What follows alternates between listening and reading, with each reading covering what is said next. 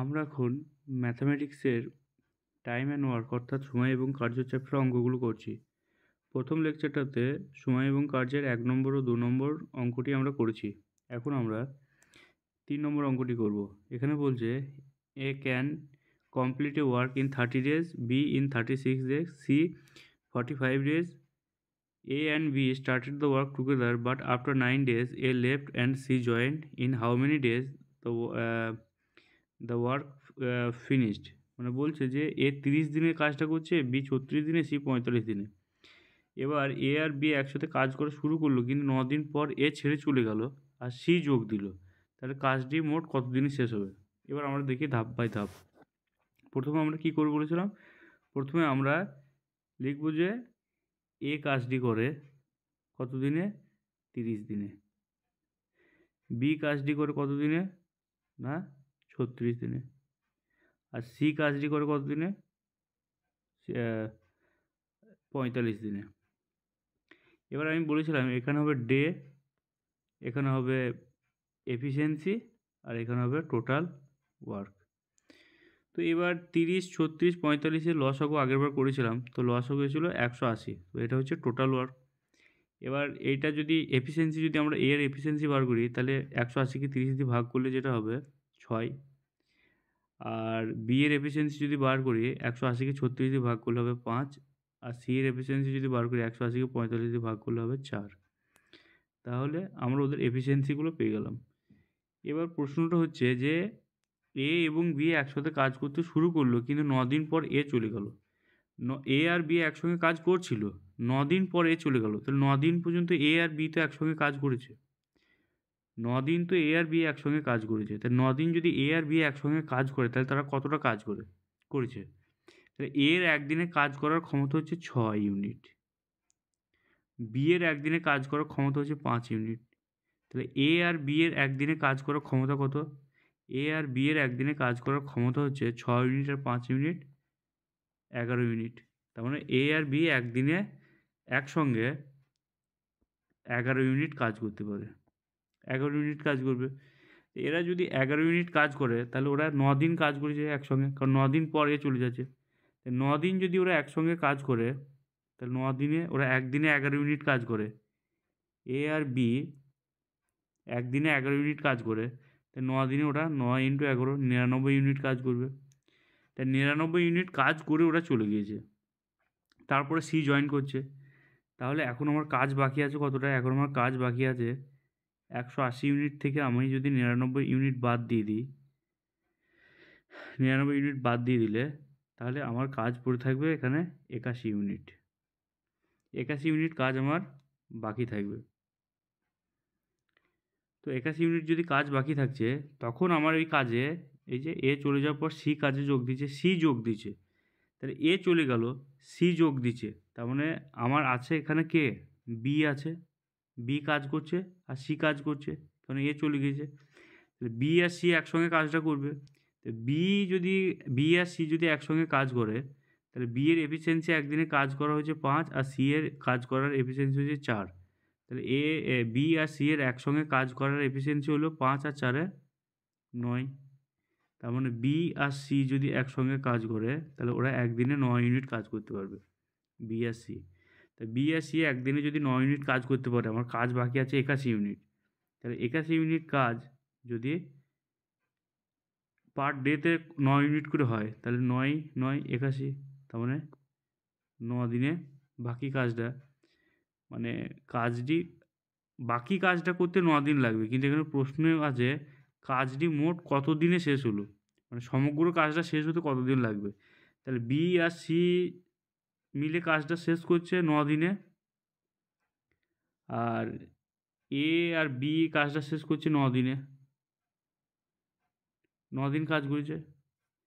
তাহলে সমগ্র কাজটা শেষ হতে কতদিন সময় লাগছে? এই 9 দিন আর এই 9 দিন, 18 দিন। তাহলে উত্তর হবে 18 দিন।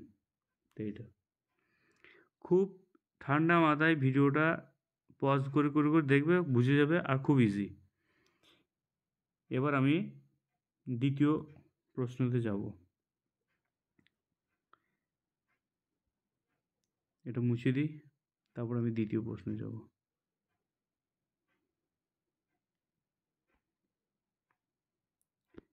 দ্বিতীয় প্রশ্ন হচ্ছে, খুব ঠান্ডা মাথায় পজ করে করে ভিডিওগুলো দেখবে, সব বুঝে যাবে, যে এ 36 দিনে, বি 45 দিনে এবং সি 60 দিনে একটি কাজ করতে পারে। তারা একসাথে কাজ শুরু করেছিল, কিন্তু কাজ শেষ হওয়ার 4 দিন আগে সি ছেড়ে দেয়। কাজটি কতদিনে শেষ হলো? ঠিক আছে, আবার ওইভাবে আমরা করব। কী করব? আমরা করব যে এ কাজটি করে 36 দিনে, বি কাজটি করে 45 দিনে, আর সি কাজটি করে 60 দিনে।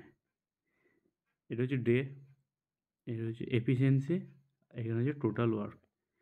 তাহলে আমার টোটাল ওয়ার্ক কত? আমাকে টোটাল ওয়ার্ক জানতে গেলে আমাকে এই 3টে লসাগু করতে হবে। এই 3টে লসাগু যদি করা হয় তাহলে কত হবে লসাগু? 3টে লসাগু যদি করা হয়, তোমরা যদি পাশে করে দেখো লসাগুটা, দেখবে 180 হচ্ছে। লসাগু 180 হবে। তো তাহলে 180 যদি লসাগু হয়, তাহলে টোটাল ওয়ার্ক 180, তাহলে এফিসিয়েন্সি কত? এফিসিয়েন্সি হবে টোটাল ওয়ার্ক বাই ডে, অর্থাৎ 180/36। 180/36 হলে তাহলে এখানে হবে 5, এখানে হবে 180/45 হলে এখানে হবে 4, আর এখানে হবে 3। যাদের বুঝতে অসুবিধা হয়েছে তারা প্রথম দিনের লেকচারটা দেখো, যে ডে, এফিসিয়েন্সি, টোটাল ওয়ার্কের মধ্যে কী সম্পর্ক, তাহলে ভালো করে বুঝতে পারবে যে কীভাবে এফিসিয়েন্সিগুলো বেরোচ্ছে। তো এটা হলো এফিসিয়েন্সি। তো এফিসিয়েন্সি মানে একদিনে কাজ করার ক্ষমতা। তাহলে এর একদিনের কাজ করার ক্ষমতা হচ্ছে 5 ইউনিট, বি এর একদিনে কাজ করার ক্ষমতা হচ্ছে 4 ইউনিট, সি এর একদিনে কাজ করার ক্ষমতা হচ্ছে 3 ইউনিট। এবার প্রশ্ন বলেছে তারা একসাথে কাজ করা শুরু করেছিল, কিন্তু কাজ শেষ হওয়ার 4 দিন আগে সি কাজ ছেড়ে দেয়। কাজ শেষ হওয়ার 4 দিন আগে সি কাজ ছেড়ে দেয়। তাহলে কাজ শেষ হওয়ার 4 দিন আগে যদি সি কাজ ছেড়ে দেয়, তাহলে তারা কতদিন কাজ একসঙ্গে করেছিল? এখন প্রশ্ন হলো, কাজ শেষ হওয়ার 4 দিন আগে সি কাজ ছেড়ে দেয়। তো সি যদি কাজ শেষ হওয়ার 4 দিন আগে ছেড়ে দেয়, তাহলে সি যদি কাজটা করতো, সি যদি ওই 4 দিন কাজ করতো, তাহলে সি কত ইউনিট কাজ করতো? কারণ সি এর এফিসিয়েন্সি হচ্ছে 3 ইউনিট, একদিনে কাজ করার এফিসিয়েন্সি 3 ইউনিট। তাহলে সি ওই 4 দিনে 12 ইউনিট কাজ করতো, 12 ইউনিট। এবার বলছে সমগ্র কাজটি কত দিনে শেষ হবে? সমগ্র কাজটি শেষ করার আমি একটা ট্রিক্স এমনভাবে করছি, এইভাবেই করবে, খুব তাড়াতাড়ি হয়ে যাবে। অন্য কোনো প্রসেসে করতে গেলে জটিল হয়ে যাবে। তো কীভাবে কাজটি শেষ হবে? তো এইখানে এরকম একটা দাগ টানবে, total work 180, 180 unit total work. সেই সঙ্গে সি যদি থাকতো, তাহলে পরে ও আরও 12 ইউনিট কাজ করতো। 12 ইউনিট কাজ তো সে করতো, 12 ইউনিট। আর টোটাল এফিসিয়েন্সি তাহলে কত হচ্ছে? By total efficiency. Total efficiency হচ্ছে 12 ইউনিট ডিভাইডেড বাই 12। এটা আসবে 192/12, কাটলে হচ্ছে 16, অর্থাৎ 16 দিনে কাজটি সম্পন্ন হবে। খুব ঠান্ডা মাথায় এই ভিডিওটা দেখবে, একবার দুবার চালিয়ে দেখবে, পজ করে করে দেখবে, বুঝতে পেরে যাবে। এবং সময় এবং কার্য চ্যাপ্টার অঙ্কগুলো খুব সোজা, খুব তাড়াতাড়ি একবার দুবার প্র্যাকটিস করে করা যাবে। এরপরে ভিডিওতে আমার করা যে অঙ্কগুলো আছে করে আমি রেখে দিয়েছি, সেগুলো আমি স্ন্যাপশট করে দেখিয়ে দেবো ভিডিওতে। সলভ করা আছে, সেখান থেকেও দেখলে আরও ভালো করে বুঝতে পারবে যে কোয়েশ্চেন আছে সলভ করেছে, কোয়েশ্চেন আছে সলভ করেছে, এরকমভাবে। আমি তো এটা লাইভ করে দেখালাম, তো কোয়েশ্চেন আছে সলভ করা আছে, এরকম আমি ভিডিও দেবো, সেগুলো দেখলে আরও তাড়াতাড়ি যে ধারণাটা স্বচ্ছ হয়ে যাবে। তো আজকের মতো এই ভিডিওটা এখানেই থাক, পরবর্তী ভিডিওতে আবার দেখা হচ্ছে।